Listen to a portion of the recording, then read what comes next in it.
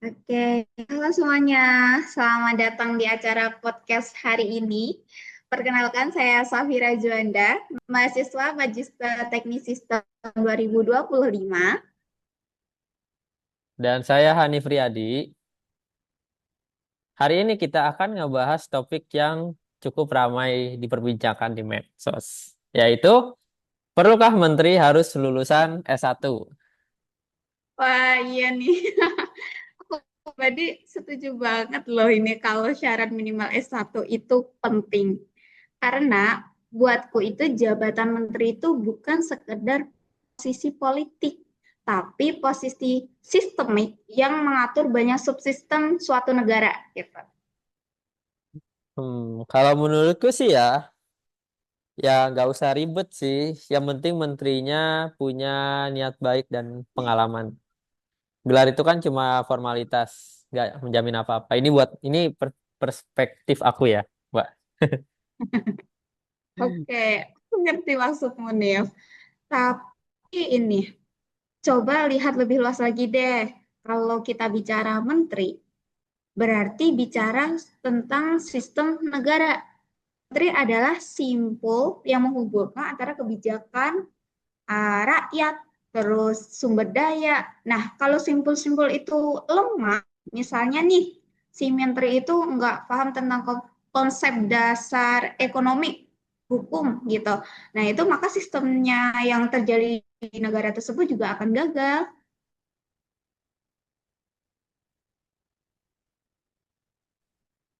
Hmm. Tapi kan ya Fir ya, eh, sebenarnya banyak orang hebat itu sebenarnya dia nggak kuliah tinggi-tinggi, Fir.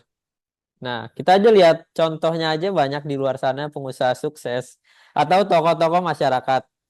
Nah, mereka bisa punya pemikiran yang luas banget berdasarkan pengalaman tanpa mereka melalui pendidikan S1. Jadi menurutku, gelar itu bukan hanya syarat utama. Yang penting hasil kerjanya seperti apa. Nah, kita tuh sering kebanyakan teori atau terlalu mikirin sistem, itu malah nggak jalan. Kalau kita ngerancang sistemnya terlalu lama, itu malah nggak jalan. Nah, negara ini butuh orang yang bisa kerja, butuh orang yang bisa aksi nyata, bukan cuma mikir konsepnya matang-matang seperti apa gitu. Nah, jadi kalau misalkan kita lihat dari kondisi lapangan atau kondisi nyatanya masyarakat, bahkan orang yang nggak kuliah itu dia lebih paham kondisi nyatanya di lapangan seperti apa. Oke, menarik. Tapi justru yang kamu omongin barusan itu tuh malah contoh berpikir asistemik. Kamu fokus satu aspek. Yang penting hasil cepat, tapi tanpa kamu melihat sistem pendukungnya gitu. Kebijakan publik ini tuh kayak jaring laba-laba tadi tuh. Satu benang yang ditarik, efeknya bisa kemana-mana. Nah, menteri yang nggak punya dasar berpikir ilmiah bisa bikin yang instan, tapi efek sampingnya bisa fatal. Misalnya, ngasih subsidi besar tanpa hitung dampak eh, fiskal gitu, jangka panjang. Kalau bikin program tuh tanpa koordinasi antara kementerian. Nah, itu asistemik banget gitu, karena namanya sepotong-sepotong. Itu bisa berdampak fatal banget itu, Nif. Tapi ya, eh, bukannya kalau kalau kita kayak gitu mah sistemik itu malah justru bikin lambat ya. Jadi kayak semua harus gradually, harus bertahap, nggak bisa langsung gitu. Itu bukannya justru malah bikin lambat gitu ya. Kayak semua tuh dihitung, kemudian dianalisis, dikaji dulu. Nah, tapi gini ya, Fir, dunia itu berubahnya cepet banget. Dunia itu berjalan begitu cepat. Kadang yang kita butuhkan itu keputusan untuk berani mengambil keputusan, bukan kuliah panjang-panjang gitu. Iya, tapi justru karena dunia itu cepat berubah, kita butuh cara berpikir yang sistemik. biar keputusannya itu tuh cepat, tapi tetap nyambung gitu dengan sistem yang lainnya. Cepat tanpa arah itu sama aja kayak ngebut tanpa setir nih.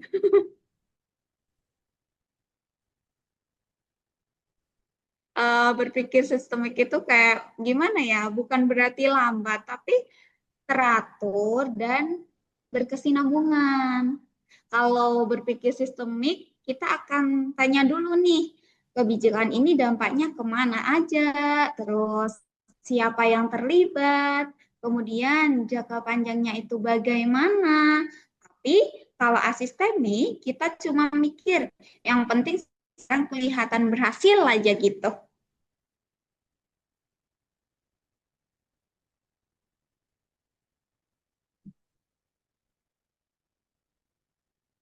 Gimana nih menurut kamu? Ya, tapi kadang juga rakyat tuh maunya yang kelihatan cepat, Fir. Kayak nggak semua punya waktu buat mikir jangka panjang gitu. Nah, di situ kenapa pendidikan itu tuh penting supaya pemimpin bisa menjelaskan kepada rakyat bahwa solusi yang cepat tentu solusi yang benar. Jadi S1 itu bukan sekedar simbol status doang, tapi simbol kemampuan berpikir sistemik, memahami bahwa semua masalah itu saling terhubung. Ambil contoh nih dengan kebijakan pangan gitu. Kalau menteri nggak paham tematik nih, dia mungkin cuman fokus pada panen melimpah tanpa mikirin rantai distribusinya bagaimana, harga pasar bagaimana, dan ketahanan petani kecilnya ini akan bagaimana nantinya. Akhirnya stok banyak, tapi petani rugi, bingung mau distribusi kemana gitu. Karena ini semua itu terjadi nggak karena nggak ada menteri ini nggak paham gitu hubungan antar subsistemnya. Hmm, ya juga sih. Tapi kan tetap aja ya. Ada aja menteri yang lulusan tinggi tapi korup juga. Jadi ya aku pikir kayaknya gelar itu sebenarnya nggak jamin apa-apa gitu. Betul, tapi berpikir sistemik itu lagi-lagi bukan soal gelar ya, tapi proses pendidikan yang membuat cara berpikirnya itu menyeluruh gitu. Pendidikan tinggi itu wadah untuk melatih pola pikir sistemik ya. Nah, bukan menjamin moral, tapi fondasi secara logika. Enggak gitu juga. Gini, tapi kalau kita ingin sistem pemerintahan bekerja dengan baik nih, kita perlu meminimalkan resiko asistemik yang akan terjadi. Salah satunya nih dengan cara memastikan orang-orang yang duduk di posisi yang strategis nih punya kemampuan berpikir sistem yang baik. Dan itu biasanya dibangun lewat pendidikan tinggi. Kalau pendapat aku gitu sih, nih. Ya juga ya. Tadi aku sebenarnya cuma mikir dari sisi pengalaman pribadi sih. Sebenarnya belum lihat hubungan besarnya seperti apa gitu kan. Nah, itu bedanya. Kemudian berpikir asistemik itu berdiri di satu titik doang gitu. Sedangkan kalau berpikir sistemik, kita melihat jaringan sebab akibatnya itu bagaimana. Jadi di sini kesimpulannya, sorry, syarat menteri itu harus S1 bukan sekedar formalitas ya, Nif ya. Tapi bagian dari sistem besar untuk memastikan kebijakan negara diambil dengan cara berpikir yang utuh, terhubung, dan berkelanjutan gitu. Dan aku belajar hari ini. Tadi kalau cara berpikirku tadi itu sebenarnya cuma lihat hasil cepat sih, hasil cepat. Tapi nggak ngelihat itu hubungan antar bagian dengan bagian yang lainnya. Nah, tapi ya yang seperti yang tadi Vira sebutin, yaitu ya itu contoh nyata ya, contoh nyata cara berpikir sistemik itu. Kalau aku tadi asistemik tadi mikirnya ternyata. Nggak apa-apa dong, Nif. Justru bagus karena itu nah, kesadaran adalah langkah pertama menuju berpikir sistemik. Setuju. Jadi buat pendengar kita, yuk biasakan berpikir menyeluruh sebelum menilai sesuatu. Setuju banget. Oke, Hanif, karena masalah besar itu nggak bisa diselesaikan dengan cara pandang yang sempit. Baik, terima kasih Hanif sudah meluangkan waktunya. Terima kasih atas pendapat-pendapatnya. Kita akan jumpa lagi di minggu depan, pekan depan, tentunya dari yang menarik. Sampai jumpa. Sampai jumpa.